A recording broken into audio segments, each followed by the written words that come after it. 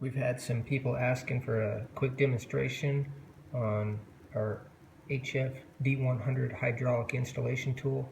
This tool can be used for installing riv nuts, which are threaded inserts for bolting panels, and also it can be used to install several of our Dimple dies that we sell.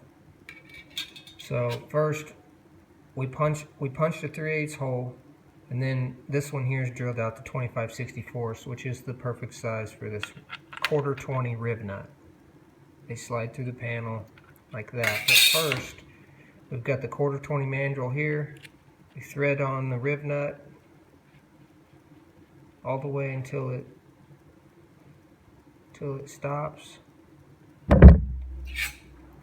Then you insert it to the 25/64 hole and give it a few pumps.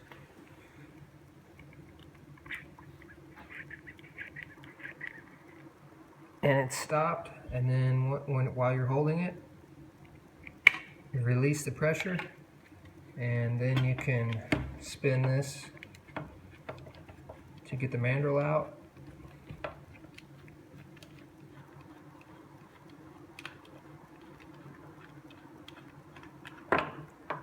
And there's your threaded insert.